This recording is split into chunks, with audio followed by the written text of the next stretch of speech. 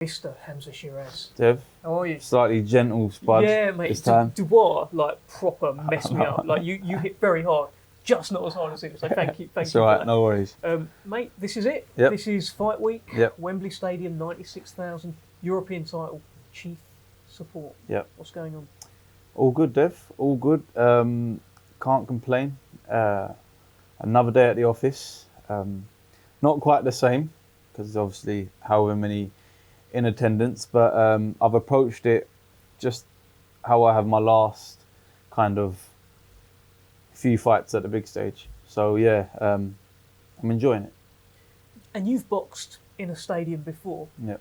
when pretty much everyone there Was against wanted you me. to lose, Yeah, right? yeah, So yeah. this is going to be a bit better, right? But I guess experiences like that you've had, Yeah. high pressure scenarios like the 5 versus 5, where Yep. you're the captain. Yeah. It's all building up, and I feel like this is just part of the journey rather than this is Hamzah's big Yeah. night. It's kind of part of it, but it's all helping, right? Yeah, exactly. It kind of shapes you to eventually become that big superstar in the sport, because then you can say, listen, I've been there, done it, fought there, had this title, had that title and whatnot. So yeah, it's all kind of helping me progress to become that household name I want to be in the sport of boxing.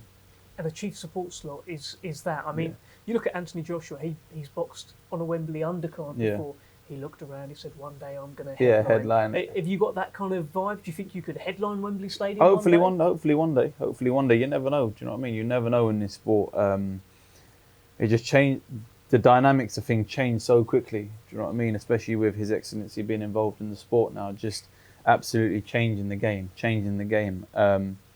So yeah, you never know. You never know. I've still got a long way to go before I do, and I'm well aware of that. But definitely one day. Is your biggest opponent right now Complacency? It could be, but the thing is, I can't afford to be complacent at all. I mean, I can't afford to be content either. Because you're getting hyped up. Yeah. Riyadh season ambassador. Yeah. I see the watch. You're doing well, Yeah, right? yeah, Everything's going really, really well. Yeah. But how do you guard against complacency? You can't. Number one, you can't believe the hype. And I'm someone who always comes. I've come from humble beginnings. I know what it's like to come from nothing. Do you know what I mean? So I know what it's like to go back there. So anything that could potentially lead me to the downfall of being back there, I won't go near. I won't even let them thoughts enter my head. So yeah, I just like to remain humble. Really, I think that's what helps a lot, and religion helps a lot as well. Do you know what I mean? It helps me keep humble, because I understand everything I have now is come from God. Yeah, I've done my bit, but ultimately everything's come from the man above. Pressure on you for this fight rather than him? Is all the pressure on you? No pressure, Dev. I'll be honest with you, no pressure at all. No pressure at all. I kind of like to have the situation I'm in now. I like to be in. Everyone expects you to go in there and do what you got to do, and it's a compliment, because they believe that you're a good fighter and you should be eliminating people like Tyler Denny. And to get where I want to get in the sport, that's exactly what I got to do. There's no ifs, no buts.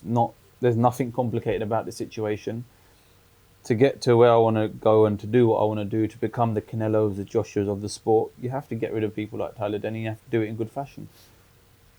You know, they say it's the punches you don't see coming, Yep. which are the ones that hurt you. Yep. And I guess you never saw this fight coming either. It's the fights that you don't see coming a little bit. The Yeah. fact you were sparring him Yeah. up for your last fight. Yeah. So this is really one that everyone knows really you've got to be switched on for, because he's coming to change his life. Yeah, exactly. And that's what I was saying earlier. The biggest kind of factor that he's got coming into his fight is his hunger. It will be his hunger and his opportunity to not let this opportunity go.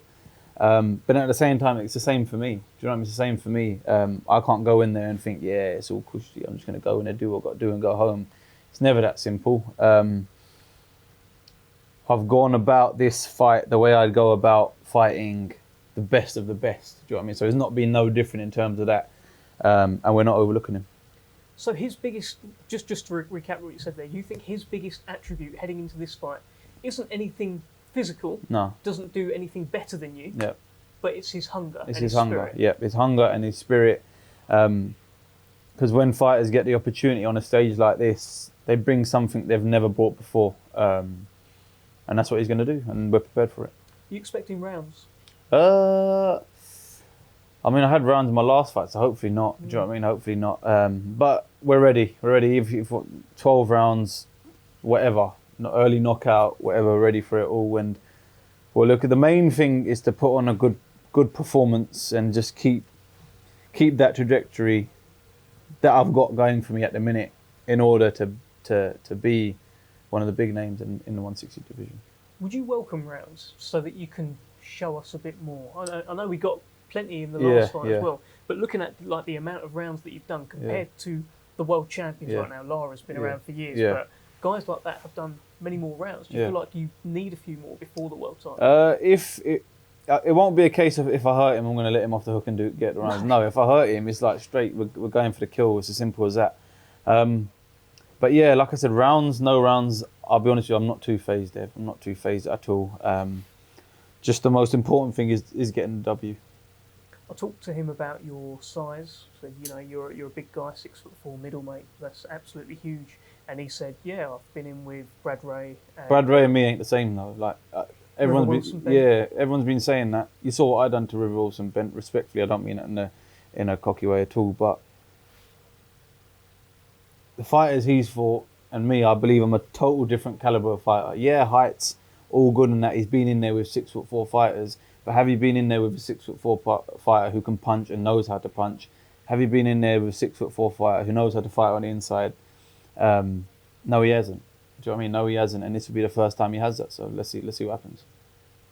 Early fight week prediction from Hamzah Sheeraz? Hamzah Sheeraz win definitely, and I do plan to continue my knockout streak. And I'll do everything in my capability to do that. But if we get the win on points, we get the win on points.